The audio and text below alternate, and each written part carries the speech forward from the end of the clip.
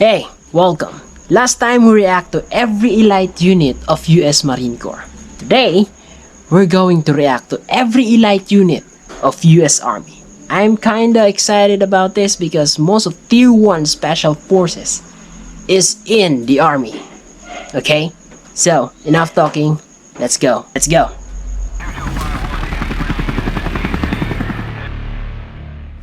Today we'll talk about the U.S. Army's most Nods. elite units, the ones stepping up when the heat is on.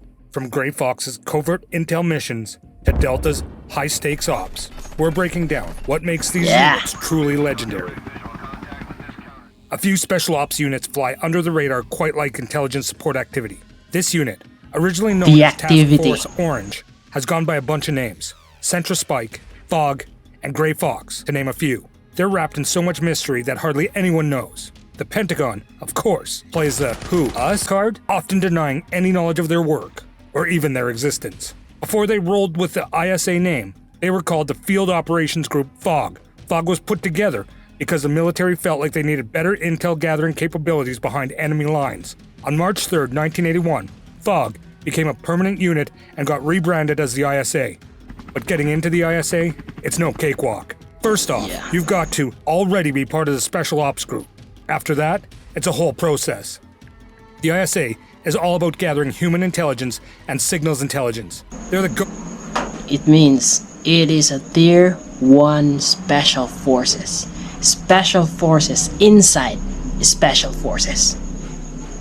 Dang. go-to squad when other Special Ops teams hit a wall because they're missing key intel. Some of their wild missions include hunting down Colombian drug lord Pablo Escobar, rescuing Army General James Dozier, and taking out enemy lookout spots in Afghanistan to keep our guys safe. Yeah. Some folks call them Task Force Brown, while others straight up Night fear them as the Stalkers. Ghosts. To the public, they're the 160th Special Operations Aviation Regiment, SOAR. But in the Army and Special Ops circles, they're known as the legendary Night Stalkers. Their motto, death waits in the dark, pretty much says it all. These guys run their ops after sundown, flying through pitch-black skies in some of the wildest conditions imaginable. Woo, that's cool and hot, the baby. best pilot the Army's got, and they go through months of grueling training before they're even considered mission ready. These Night Stalkers conduct their missions all over the globe, from the scorching deserts of the Middle East to the dense jungles of tropical Asia, and pretty much everywhere in between.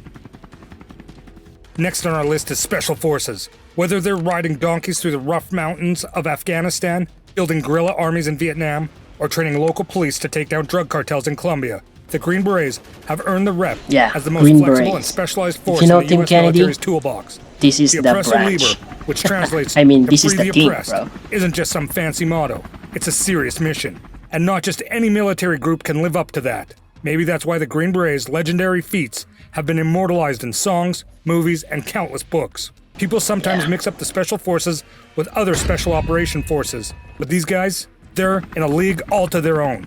They've got combat skills and recon game down, but they go way beyond, which is known as foreign internal defense. They are trained in languages, culture, diplomacy, psychological warfare, and even how to dish out a little disinformation. Their operation can be anything from giving an Afghan tribal chief the inside scoop on how to lock down his power, to pulling off a lightning-fast raid on a guerrilla outpost deep in the Central American jungle, or even acting as bodyguards for Eastern European leaders. They're quite literally America's first line of defense, as they are deployed years before a war takes place. That's why they're called soldier diplomats and quiet professionals.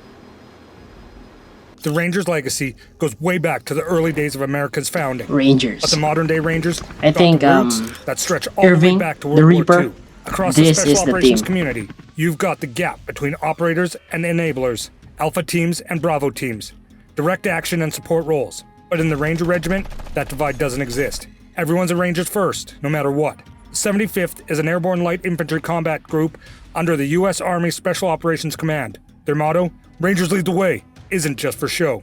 It's got some serious history during World War II.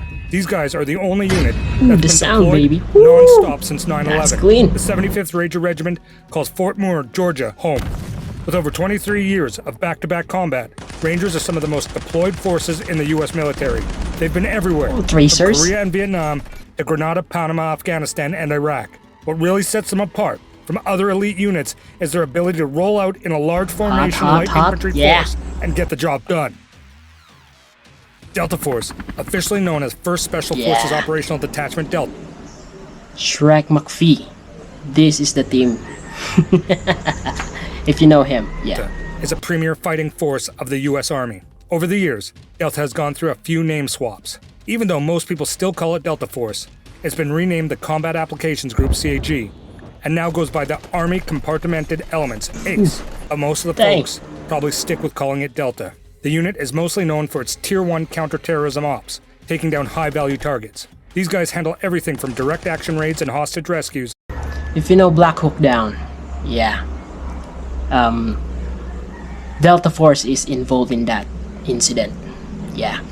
To working undercover with the CIA. They're also the ones providing security for top leaders when they roll through war zones. Delta Force was created to be the US version of Britain's SAS, thanks to Colonel Charles A. Beckwith, a Green Beret who had spent time with the SAS. While a lot of their training is closely guarded secret, Colonel Beckwith spilled some details in his book Delta Force. He talked about the brutal tests early recruits had to go through the best and let's be real, of the best. It's no secret that only the best of the best make it into this super exclusive force. In fact, coincidence, 90% of those who try jinx. out end up washing out before they even get close. Keep in mind, these are folks who've already served in the Ranger Regiment and Special Forces. Yeah. Soldiers from the 95th Civil Affairs Brigade are like the go-to connectors for military commanders and U.S. ambassadors. They're all about building solid relationships with key folks in the local area to help hit U.S. government goals. These teams link up with U.S. Department of State, NGOs, and locals, whether it's a chill situation, something brewing, or straight up hostile. Plus, 95th Civil Affairs Unit is all ready to roll out at a moment's notice, whether it's to a tiny village off the beaten path or a big city anywhere across the globe, to help host nations figure out what it really needs, pulling together locals and outside resources to keep things stable for the long haul, while working to break down and wipe out violent extreme groups or their toxic ideas. You'll find them stepping in for disaster prevention, helping manage the aftermath, and getting involved with programs that support people and build up communities. PSYOP soldiers are handpicked for their IQ, flexibility, and ability to keep their cool no matter what.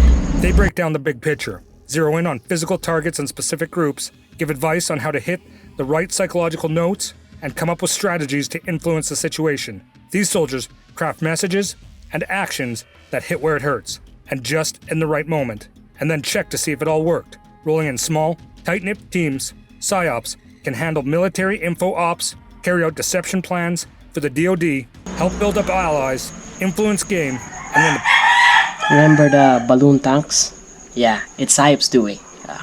Bro. President calls, they're ready to step in and support civil authorities.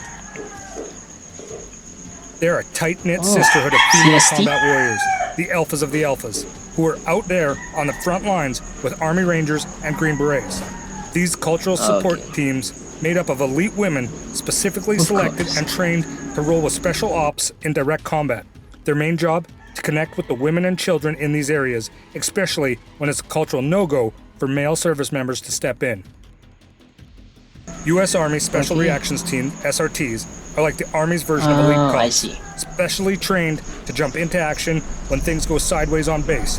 Just like civilian SWAT teams, SRTs hostage taking. Regular military police this is the guys. These teams are ready to take on active shooters, barricaded suspects, hostage rescue, counterterrorism, VIP protection, high-risk arrests, and sniper incidents. And that's a wrap on the elite units of the U.S. Army.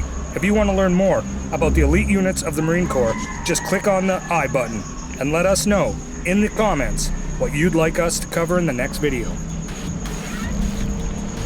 Yep, that's my reaction. Yeah, bro, they're fucking cool. Yeah. Ciao.